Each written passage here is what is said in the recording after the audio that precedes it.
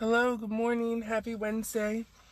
For those of you who have never caught the live before, my name is Jewel. I'm a grateful recovering addict of almost 9 years. I will celebrate 9 years in August of this year. I'm going to go ahead and I'm going to invite a couple people on, so as you come in, please say hello. I'm just going to read the gist for today, and then I kind of wanted to give you guys a little backstory on how March in Recovery was started, where my inspiration came from, all those good things. So as you come in, please feel free to say hello. Good morning, Shira. Good morning, Miss Patty. I was hoping you would get my message. Shira, since you're on, I'm going to turn my hotspot off so I don't have any issues with this video. Okay, sorry about that, guys. Just want to make sure my hotspot is off. Okay, great. Good morning, Natasha. Okay, so I'm going to start first with the just for today. I feel like a lot of you already know this. My mother-in-law, Wendy, passed away last year in May. It was on May 2nd. It was on a Wednesday.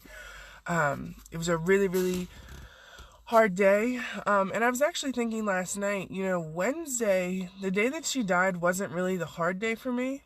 Nor was like the funeral or, anything leading up to the funeral. It was really like the time after that, the weeks to come after that was what was really tough, because, when generally speaking, when somebody dies, you're literally, all the family comes together. You're surrounded by all your loved ones, all your family, your friends, other people that were connected to your loved one.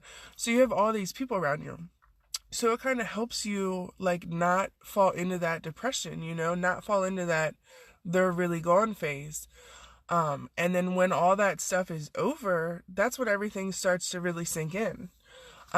So anyways, every morning before she passed, since she got out of jail, which had been, she passed away in May and she had gotten out of jail in October. So for about 7 months, every morning we would get up and she would call me and we would read the Just for Today.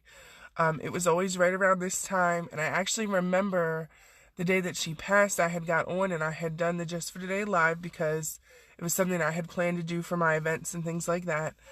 And I had texted her and I was like, hey, when I get done, I'm going to call you. And when I got done, I called her and she didn't answer. And I remember thinking to myself, like, we're not going to do this whole not calling in the morning thing anymore, because I had gotten so used to it.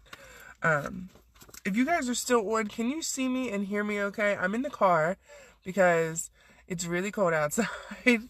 And my spot in the house is filled up with Easter egg supplies for the event.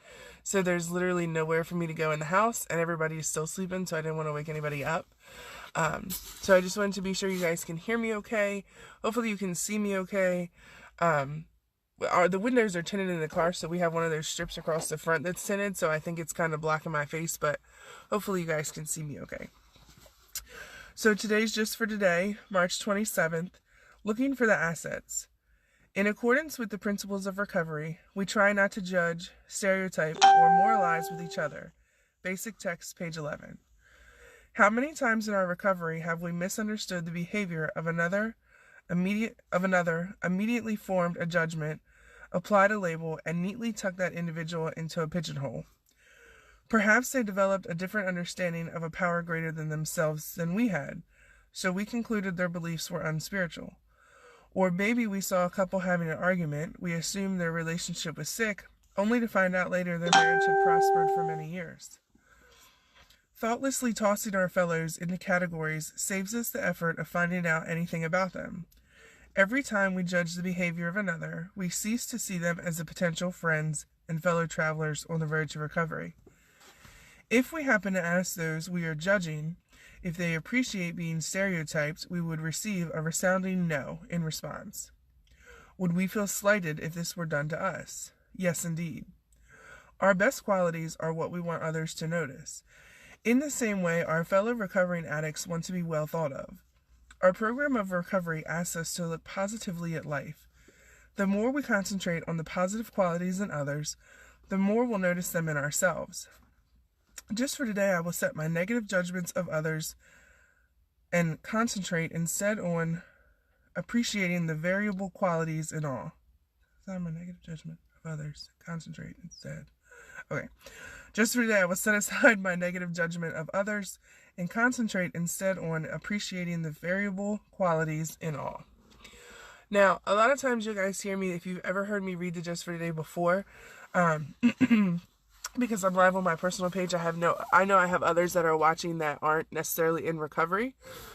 A lot of times I feel like the Just for Today, well, first off, I want to say, you can find value in anything that you read, anything you listen to, anything you hear. It's all in what you seek out in it. If you seek out only the negativity, that's all you're going to find. If you seek out the value in anything, that's all you're going to find. So to me, the Just for Today a lot of times relates to not just people in recovery, but people in general. You know, I know that I have a lot of business women that are on right now listening. You know, this all applies to us as well in business. You know, if you're sitting up and you're sitting around and you're just negatively bashing, maybe not necessarily your fellow businesswomen, but other businesswomen, you're losing out. You know what I mean? You don't know what that woman is capable of. You don't know how she could help you. Maybe you two could be best friends. You would never know, you know? I'm going to use Shira as an example because Shira didn't like me for a long time. And she'll say now that she still doesn't like me, but she at least tolerates me or puts up with me. But her and I have this beautiful friendship that if you had asked her 6 years ago if we would have ever been friends or if we would have ever done anything business related together, she probably would have laughed in your face, you know, because we didn't know each other.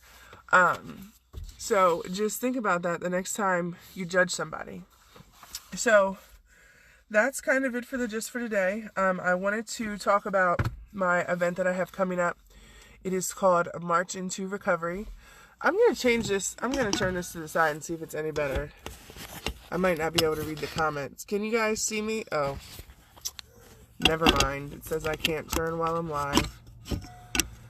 Okie dokie. I wanted you guys to be able to see my actual face.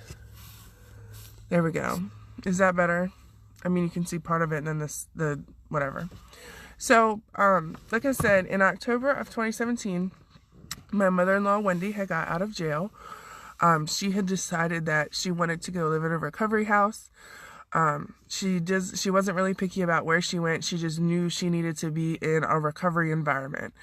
So I had reached out to a friend of mine who I knew had been to a recovery house pretty close to our house, about 20 minutes away.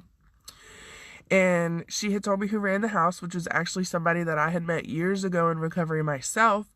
I just hadn't seen her since I had moved back home. So I had reached out to her and I was just kind of like, hey, my mother-in-law's getting out in a couple days, because it was supposed to be like a week or two before she went to court. And she was like, okay, just let me know, you know, when she goes to court, just give me a call. And she ended up calling us like that weekend. This was on a Friday. She ended up calling us that Sunday and she was like, hey, I can get out today. All I need is for somebody to take my money from the jail to the courthouse so I can pay my bail to get out. So we ended up doing that. And so I called the woman and I was like, hey, I know it's last minute, but she's getting out today. And she was like, well, do you think there's anywhere that she can go? And I was like, well, she can't stay with us because we don't have the room. And there's some other personal factors that just wouldn't have worked. And then I was like, and I don't really think that my brother-in-law is going to be up for that again, because he went back and forth with her for years, helping her and doing everything he possibly could for her. And I feel like it really took a lot out of him and his relationship. So she ended up, once I told her who it was, they actually had known each other for years.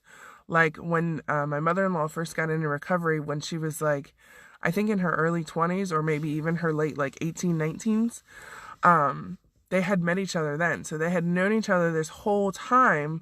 They just had lost connection, you know, over the years. So she was like, if you can get her to my house, I'll be there. I've got space for her. Bring her. So I was so excited and so thankful for that. And so we took her. I can't remember what date it was. I think it was October 15th because Friday was the 13th.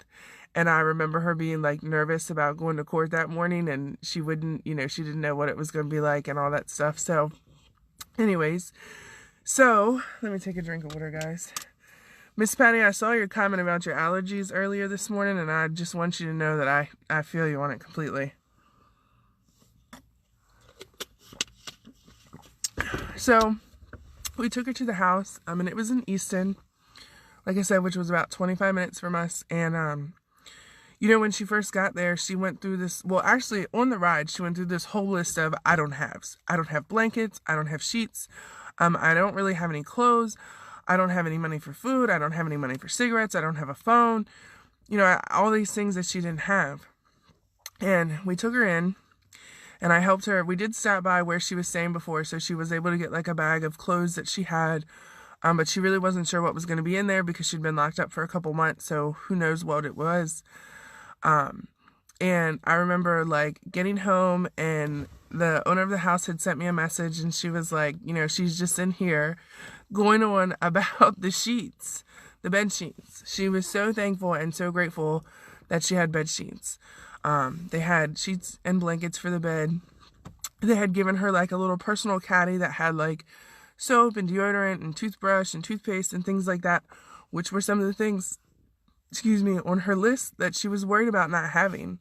And she was just so grateful for all of that. And as her time continued in the house, things just got better for her, you know. I remember her first week, her biggest thing was she didn't have a phone. And I was like, it's okay. We'll figure it out. It's not the end of the world. She ended up getting like 3 phones her first week in the house. Like, the owner of the house was like, here, I have one. See if it works. I'll get you a phone card so you can put time on it. That phone didn't work. Somebody else was like, here, I have this old phone. Why don't you try this one? And then once she got her money, she was able to buy her own phone. But I remember saying to her, like, here you were so stressed at the beginning of the week. Like, how would you call me? And even though for the first week she played trial and error with all these cell phones, she was still able to call us every day. You know, she was still able to check in. And I just remember being so grateful for that. And I know that she was too. And then probably in, I guess, November or December, I had said to her, we were talking about, I had a Christmas event coming up. I did a Christmas marketplace in Chestertown of 2017, and I was talking to her about that.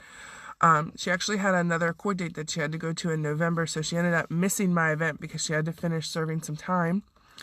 But she missed Thanksgiving, but she was home like the week before Christmas. And so I remember telling the kids that, because they were like, where's Mom Wendy? Where did Mom Wendy go? And I was like, she's at the North Pole with Santa Claus, right? Because she was going to be home the week before, so they didn't know any better. So anyways, she come home, and we were sitting around and talking one day at the house, and I was like, you know what? What if we host a recovery awareness event? We can have small business vendors set up to help pay for the rental fees, advertising fees, stuff like that. I said, and what if we do, we ask for donations for a silent auction or a gift basket raffle, and we raise money and we can give the money back to the house. Because for me, when I started my journey into recovery, I had went to a treatment facility. I had been to rehab for about 30 days.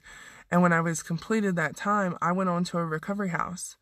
I didn't have any money.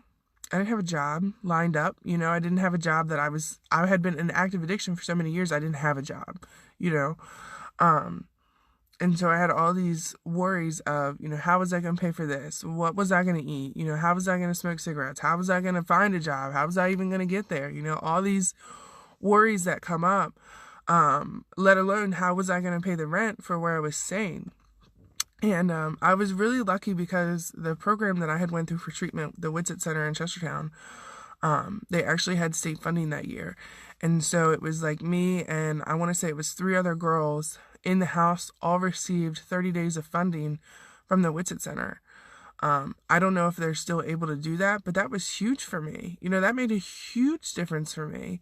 Not to mention, I mean, my mother has always, for the most part, financially supported me. And that's not something that everybody has. It certainly wasn't something that Wendy had, and she was on a fixed income, and the house worked with her around that.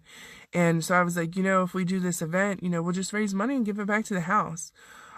They've done so much for you here. You haven't had to worry about anything. She just really blossomed over there. It was so beautiful to watch her after seeing her fight her demons for so many years. It was really nice to watch her just like grow into this beautiful butterfly in this recovery environment. You know, she had friends. She had built strong connections with the women in the recovery, not in just the recovery house, but at the local meetings. You know, she was willing to drive other house members to appointments or to job interviews. I know that she took a lot of the girls to work most of the time. You know, she had found her place in life. And it was just a beautiful, beautiful thing to be a witness to and to be able to experience with her. And so that's kind of how March into Recovery was born. You know, since I, you know, like I said at the beginning of this video, I'll celebrate 9 years clean in August. So it's been a long time since I've been like in the recovery house community, or really in the recovery community period, because as I had children after I got clean, you know, I don't go to meetings anymore. I have a almost 8-year-old and an almost 4-year-old and a husband. And so I don't make it to a lot of meetings. But it was really nice to be kind of back in that environment and to be in it with her. It's not something I would have ever thought would happen. So it was a really, really just awesome experience. I'll be forever grateful for it. And for the women in the house that were in there with her. Try not to get teary-eyed, guys, because it's Wednesday. So that's why I started March into Recovery. I was just so overwhelmed with gratitude for everything that had been given to her. It reminded me of all the things that I had been given when I was new to recovery. You know, they say all the time that you can only keep what you have by giving it away. And it's so true. And as we get further along in our recovery, I don't want to say it's that we forget it, but it kind of like moves to the back burner. You know what I mean? It's not something we necessarily think about all the time. It's not fresh in our mind. So I was really grateful for the opportunities that she was given, reminded me of all the opportunities that I had been given. And so going through that process with her, it kind of, I was like, you know, let's throw this event together. I said it would be awesome. Originally I was going to have the event in March. And so I was like, March into Recovery, you know, that's perfect. However, the date that I had originally picked last year was Easter weekend. And I was like, oh, you know, we can't do that. So I ended up pushing it to April. And it was actually like the second weekend of April was the only date they had available. And so it just had to stick. I couldn't change the name. You know, I had already started hyping it up and putting all this publicity out about March into Recovery, and I was planning to do another event in Kent County anyway that was going to be called March into Recovery also. I wanted it to be the same so that as I moved from county to county, people would know kind of who we were and what we were about. So March into Recovery, that's how it started. Last year, I really wanted to start a nonprofit, and I wanted to be able to fund women going into recovery houses, because to me, that was a huge piece of my puzzle. I've had so many people ask me before, you know, what do I think was my turning point in recovery? My turning point was the recovery house. The rehab treatment was great. I had a great time. It was honestly like a summer vacation. That's what I always tell people. We played volleyball, we played softball. I played spades with my now brother-in-law. You know, it was just, there were sessions, like group sessions. There were one-on-one sessions. There was like classes. They were all great and they were all valuable, but I feel like the recovery house is really where it taught me how to live life again, you know, how to live life on life's terms, how to be a productive member of society. You know, so anyway, so sorry guys, I ramble a lot when it comes to this kind of stuff because I get excited and then there's details and I'm a very detailed person. So anyways, I wanted to start a nonprofit. I wanted to be able to raise money for women in recovery. I wanted to be able to help them get into recovery housing if that's what they had chosen to do. And I actually met two women last year named Sherry and Kathy, who started a nonprofit called Midshore Restoring Hope in Women. They actually started it in 2013. And that's literally exactly what they do. They help women in recovery houses. If a woman calls up and says, hey, I'm going to the rat house this day, I need help with my deposit, or I need help with the first week or two's rent, that's what they do. And so when I met them, I didn't really know how things were gonna play out, but I had an event in King County last year in August, and I was supposed to donate to a recovery house in Chestertown. And due to some, I don't want to say personal issues, but they had some things going on that was no control of theirs. They just, at that time, they weren't able to accept donations. So they had to pull their participation from it. And I was like in a panic because, it's like 2 weeks before the event.